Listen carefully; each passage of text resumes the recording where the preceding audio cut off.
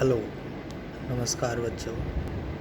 पिछली कक्षा में हम मानव भूगोल अध्याय श्रृंखला में मानव प्रकृति संबंधों की विचारधारात्मक व्याख्या प्रस्तुत की थी, जिसमें हमने निश्चयवादी विचारधारा की व्याख्या की।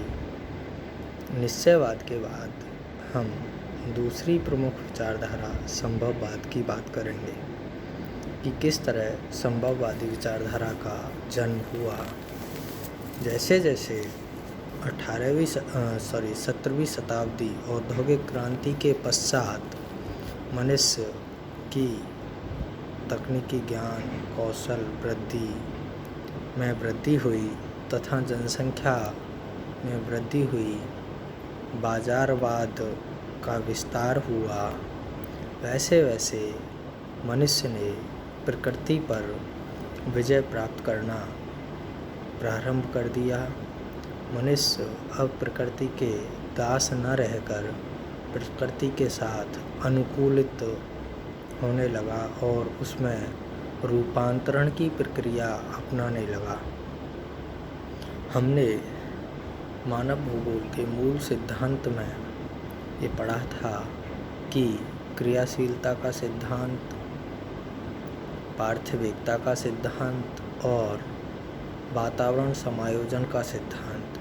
वातावरण के समायोजन के सिद्धांत में हमने वातावरण से मनुष्य दो रूपों में समायोजन करता है, अनुकूलन और रूपांतरण।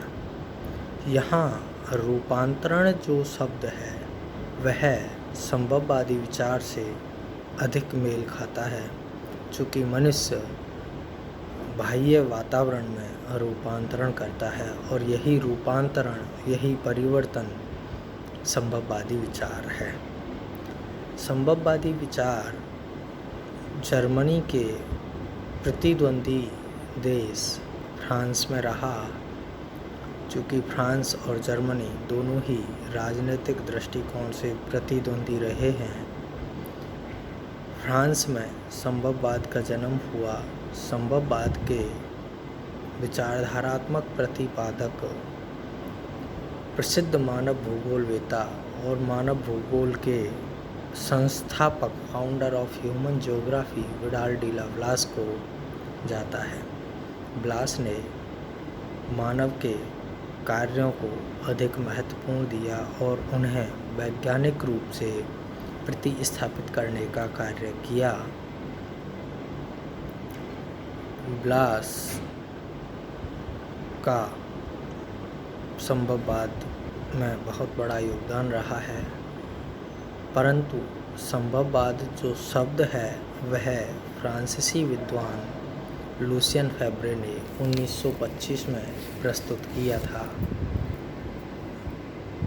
लुसियन फेब्रे की पुस्तक जियोग्राफिकल इंट्रोडक्शन टू हिस्ट्री प्रमुख पुस्तक है। संभववाद के कट्टर समर्थक, जो कि विडाल डी ला ब्लास के प्रमुख शिष्य रहे हैं, जीन ब्रुन्स हैं, जिनका जिक्र आप कई बार पिछली कक्षाओं में सुन चुके हैं। संभववाद का अर्थ है प्रत्येक प्रदेश में प्रकृति ने वातावरण के द्वारा कुछ संभावनाएं प्रस्तुत की हैं, कुछ ऑप्शंस दिए हैं आपके लिए, कुछ पॉसिबिलिटीज़ हैं आपके लिए। मनुष्य मानव वर्ग उन संभावनाओं में से उपयोग करके, उन ऑप्शनों में से अपनी चॉइस के अनुसार अपनी छांट करता है। चॉइस के अनुसार मनुष्य जीवन के ढंग, मोड ऑफ लाइफ को तथा आर्थिक सामाजिक प्रारूप को निश्चित करता है, संस्कृति का निर्माण करता है। मनुष्य जीवन के मूल्यों के आधार पर विभिन्न प्रकार के सांस्कृतिक भूदृश्यों का निर्माण करता है, उनका विकास करता है। आदि प्रक्रियाएं संभववाद के अंतर्गत ही की जाती हैं। आप नदी के ऊपर पुल बना हुआ देखते हो, नदी के ऊपर रेलवे ओवरब्रिज देखते हो, हवा में वायुयान देखते हो, सर्कस देखते हो, आदि उदाहरण मानव भूगोल में संभववाद के उदाहरण हैं। पर्वतों पर सड़कों का बनना, बड़े महासागरों में बड़े बड़े जलयानों का उतरना, पनडुब्बियों का निर्माण होना, सुपरसोनिक विमानों का निर्माण होना आदि, ये रॉकेट का, मिसाइल का, विभिन्न प्रकार के उपग्रहयानों का, ये सभी मनुष्य के प्रकृति पर विजय प्राप्त करने के द्योतक हैं। मनुष्य ने अपने विवेक से इन सब का सर्वाधिक उपलब्ध सुविधाओं, उपलब्ध विकल्पों में से सबसे उत्तम विकल्पों को चुना। परंतु इस संभववादी विचार से वातावरण में लुटेरी अर्थव्यवस्था का निर्माण हुआ। मनुष्य ने अपनी आवश्यकताओं से अधिक प्रकृति का दोहन किया, जिससे विभिन्न पर्यावरणीय समस्याएं उत्पन्न हुईं। इस प्रकार ये संभववाद का अर्थ रहा। इस संभववादी विचार में कुछ प्रमुख विद्वानों के नाम और उनके द्वारा प्रकाशित पुस्तकें हैं।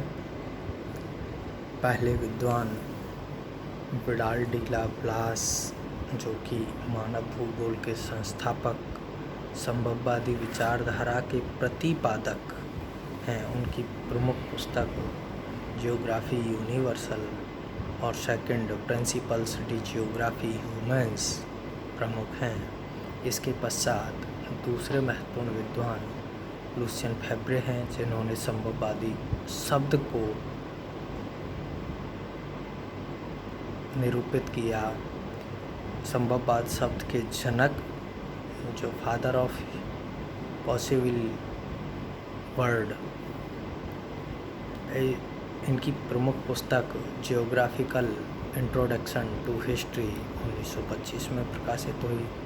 इसके पश्चात संभववाद के कट्टर समर्थक जीन ब्रोन्स हैं, जिनकी प्रमुख पुस्तक ह्यूमन जियोग्राफी है। अमेरिकी विद्वान आयशा बोमेन हैं, जिनकी प्रमुख पुस्तक geography and the social science 1934। इसके अलावा Vidal de la Blache, Jean Brunhes, Lucien Febvre, Albert Demangeon, Blanchard, Isaiah Bowman, Carl Sauer आदि विद्वान संभववादी विचारधारा के समर्थक हैं। सार रूप में हमने उदाहरणों के रूप में समझा कि संभववादी विचारधारा क्या है, इसके कौन कौन से उदाहरण हैं, कौन कौन से विद्वानों का क्या क्या योगदान रहा है, उनकी कौन कौन सी प्रमुख पुस्तक हैं।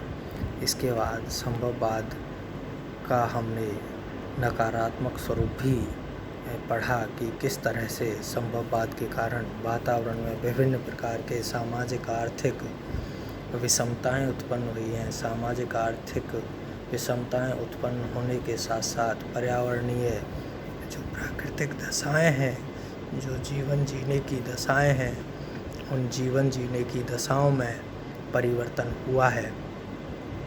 इस प्रकार संभववादी विचारधारा आज की कक्षा में पूर्ण हुई। आप सभी को धन्यवाद।